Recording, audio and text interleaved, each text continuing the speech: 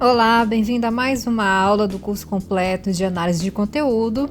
Eu sou a professora Lidiane Salvatierra e hoje nós vamos falar sobre alguns exercícios que devem ser realizados durante a análise de conteúdo.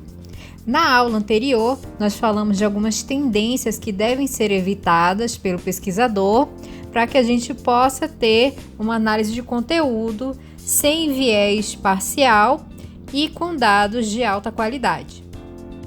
Aqui nós vamos tratar então de alguns tópicos que devem ser buscados ativamente pelos pesquisadores quando eles realizam análises de conteúdo. 8 tópicos serão abordados. O primeiro é a organização dos dados, seguindo da reflexão, tempo, aprofundamento de significados, identificar inter-relações, identificar intra-relações, coerência e coesão. Falando sobre cada um deles, começando pela organização dos dados, esse tópico ele se refere tanto à organização no momento da coleta dos dados, quanto da organização desses dados para a análise. É muito comum a gente observar algumas pesquisas que deixam de apresentar os dados completos e necessários para que os outros, ou seja, os leitores daquele trabalho, para que eles consigam ter realmente uma noção do que foi feito e também para que eles possam acompanhar a argumentação que você apresenta naquele trabalho. Muitas pessoas acabam também se preocupando com o tamanho ou volume do trabalho final, tá? Isso deve talvez ser só levado em consideração no momento que a gente vai publicar o nosso artigo, por conta da própria limitação de páginas exigidos na revista que a gente vai publicar. Porém, quando a gente faz principalmente produtos acadêmicos que buscam a titulação, então TCC, monografia, dissertação, qualquer outro tipo de trabalho de conclusão de curso, em especial tese, a gente não deve se preocupar com o volume do trabalho final. Então, deixar de apresentar dados porque eles são muito volumosos não é uma escolha coerente. Na análise de conteúdo, então, a organização dos dados trata tanto do que você vai mostrar, quanto como que você vai apresentar aqueles dados, tá? A análise de conteúdo, por si só, normalmente, a gente acaba tendo um volume muito grande de dados. Aqui eu defendo que todos os dados sejam amostrados. Muitos trabalhos a gente acaba vendo apenas exemplificações, exemplos ou uma representação superficial do todo. Isso não é, na minha opinião, uma escolha interessante. Então, com relação à organização dos dados, quando se trata de volume, apresente todos os dados. E com relação à organização em si dos dados, a gente vai ver isso nas próximas aulas, tá? Se você trabalha com dados desorganizados, essa desorganização vai prejudicar a sua análise, que vai impactar na sua discussão, e se você apresentar dados desorganizados no seu produto final, você pode acabar tendo outros problemas, tá? Problema de validação científica e problema até com relação à utilização da sua própria pesquisa pelas outras pessoas. Dessa forma, quanto melhores organizados os dados, menos complexo será o processo da análise de conteúdo. O próximo tópico é a reflexão, e esse é um dos tópicos mais importantes, tá? A análise de conteúdo é um grande exercício de reflexão sobre os dados, em especial sobre os significados, motivações, justificativas, tendências, expectativas, percepções, atitudes e vários outros símbolos que a gente pode encontrar escondidos ou mesmo superficialmente nas comunicações. A reflexão precisa ser cuidadosa e acompanhada de muita leitura e principalmente de diversas releituras dos dados obtidos, tá? E quanto mais referências a gente também analisa e estuda com relação ao tema abordado na nossa pesquisa, a gente vai ter um ganho na nossa bagagem de conhecimento e isso vai ajudar a gente a fazer uma percepção mais rápida do que pode estar inserido lá nas nossas comunicações. E isso também dá para a gente um grau maior de discussão e argumentação sobre aquilo que a gente está inferindo. Nas outras aulas, eu já deixei muito claro que as inferências precisam ser acompanhadas de uma boa argumentação, uma boa discussão, tá? Então, toda essa parte de reflexão, de debruçamento em cima dos dados é a parte fundamental da análise de conteúdo. A reflexão, ela acaba puxando o próximo tópico, que é o tempo. Quanto mais tempo o pesquisador passa tratando e analisando os dados brutos, mais refinadas serão as nossas inferências, tá? A análise de conteúdo, ela não pode ser realizada de forma rápida, porque a gente pode acabar, fazendo inferências apenas na camada superficial das comunicações, e isso não é interessante, como já foi dito nas outras aulas. E 2, a gente acaba, infelizmente, tendo um resultado muito pobre, consequentemente, certo?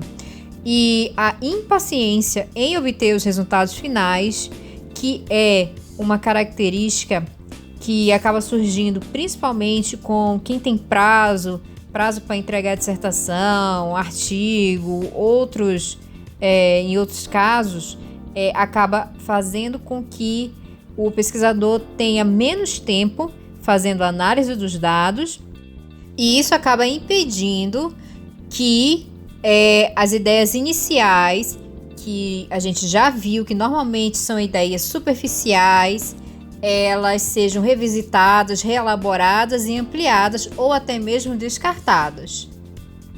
O exercício de reflexão, juntamente com um tempo hábil para realizar a análise de conteúdo, vai levar a gente a um aprofundamento de significados das comunicações, tá? A análise de conteúdo, ela pode gerar dados inéditos e isso é muito importante na sua pesquisa, né?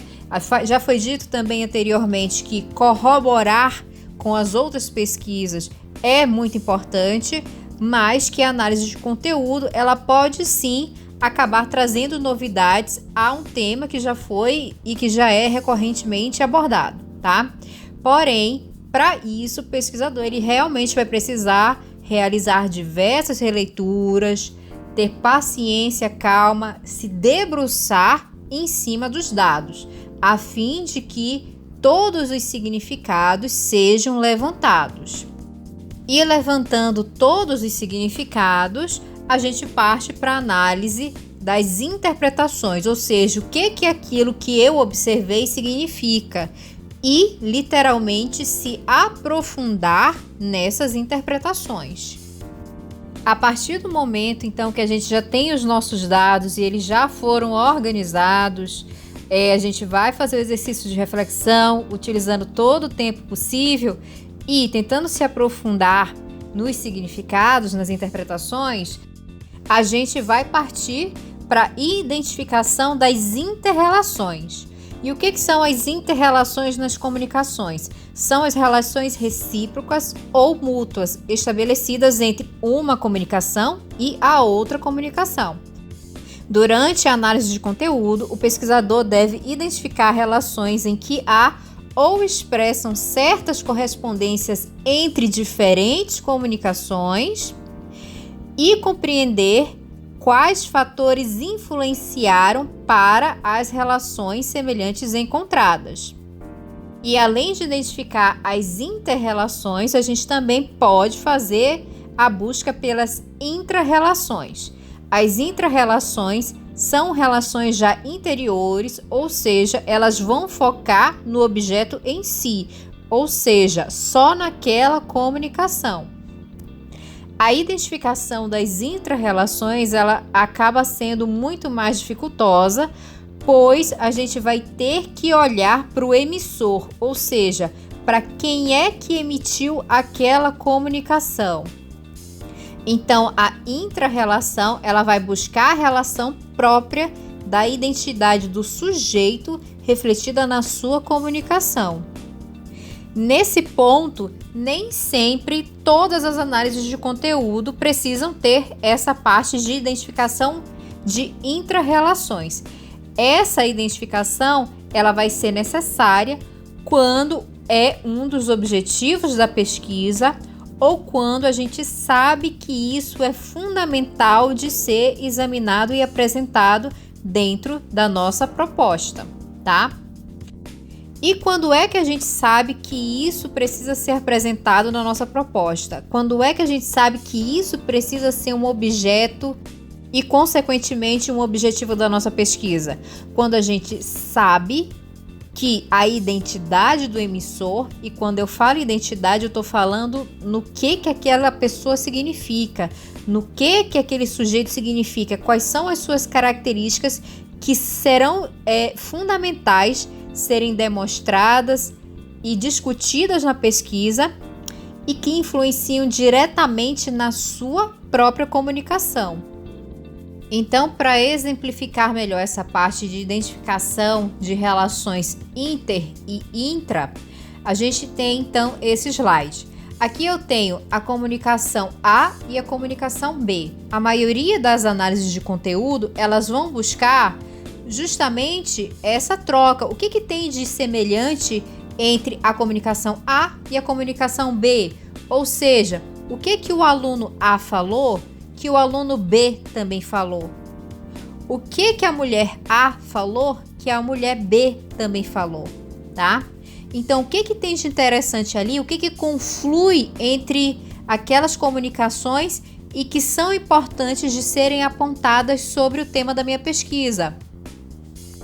E já nas intra-relações, eu vou olhar para aquela comunicação, no caso a comunicação C, e eu também vou olhar para quem emitiu ela.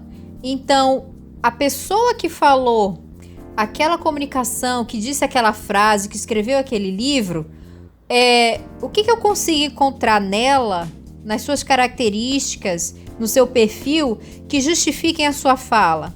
Então, normalmente, por exemplo, quando a gente vai fazer uma análise de conteúdo baseado em personalidades políticas, por exemplo, e nos seus discursos políticos, normalmente a gente usa a identificação das intra-relações.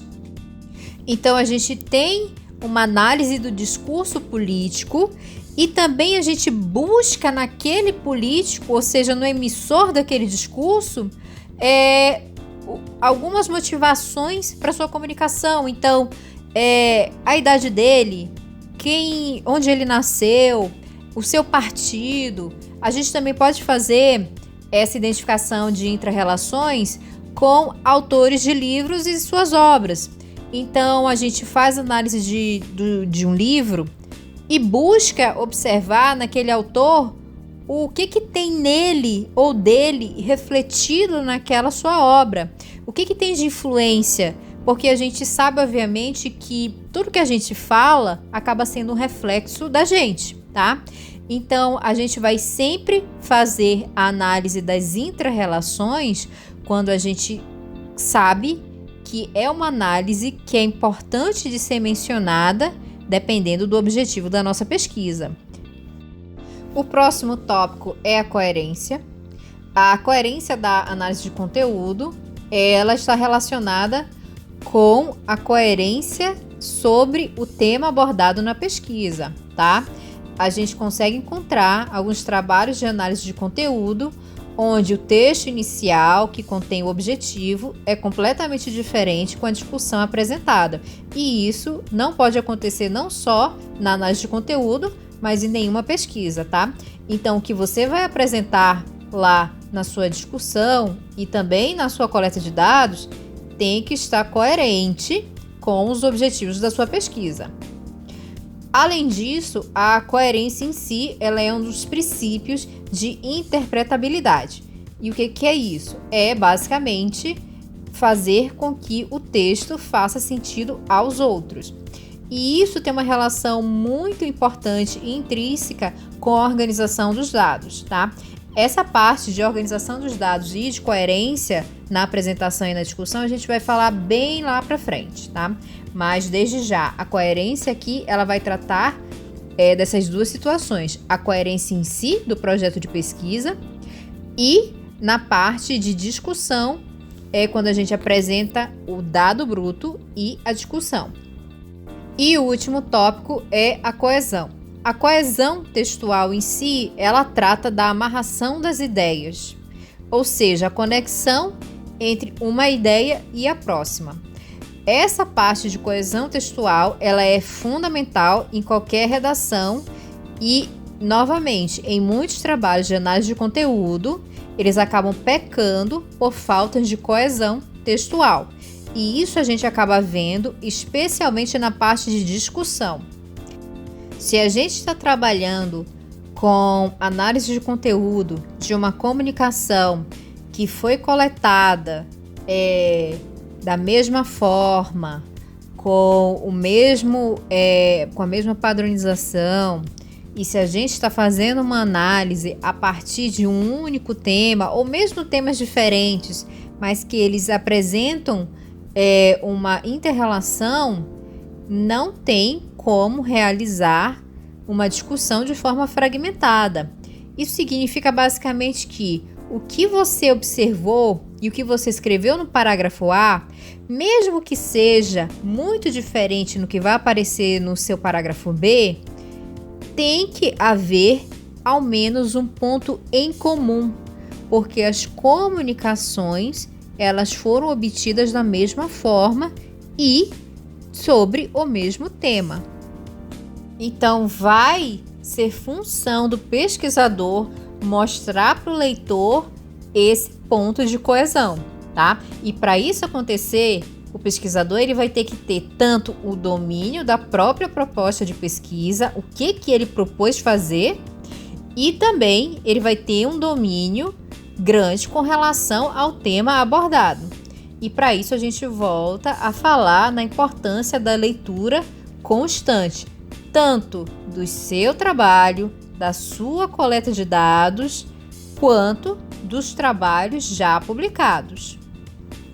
Essa aula então fica por aqui. Na próxima aula, na aula 5, a gente vai falar quando que a análise de conteúdo é utilizada, especificamente falando quais são os materiais que podem ser utilizados e podem ser fontes de comunicações. Então, se você gostou dessa aula, curta, comente, compartilhe. Bons estudos e até a próxima!